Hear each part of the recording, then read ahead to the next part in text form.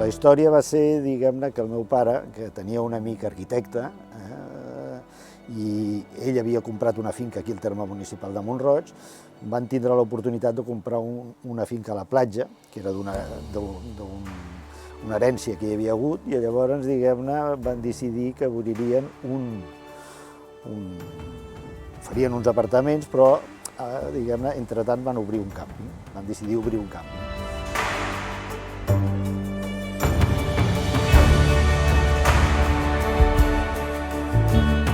Jo em vaig anar a estudiar hostaleria a Lausanne, el 1980 vaig acabar els estudis, em vaig incorporar, diguem-ne, aquell mateix any i vaig començar, diguem-ne, la meva trajectòria aquí al càmping.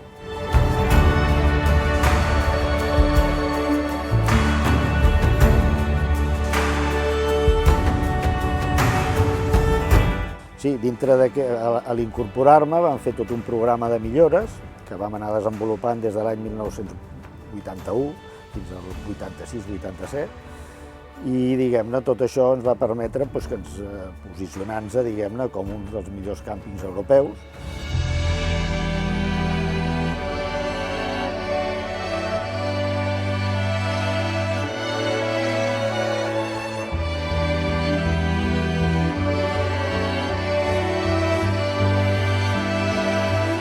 El 1994 van fundar els Leading Campings and Caravan Parks of Europe. És una associació que encara existeix avui en dia i que avui en dia té 38 membres repartits en 10 països per tota Europa.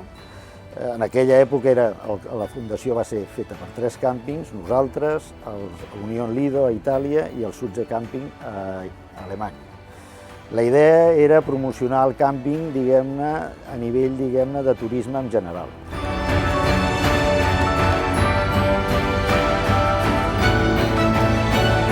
A veure, l'evolució ha sigut positiva.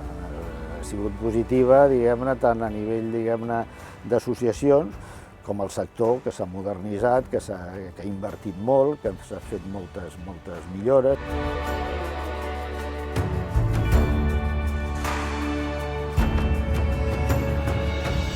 Els fills estem molt il·lusionats perquè el meu pare ens deixa aquest projecte, que ha treballat ben fort i esperem que continuar amb el seu llegat, que sempre ha estat per apostar per la qualitat i per convertir el sector del càmping en un sector de referència, com és avui en dia.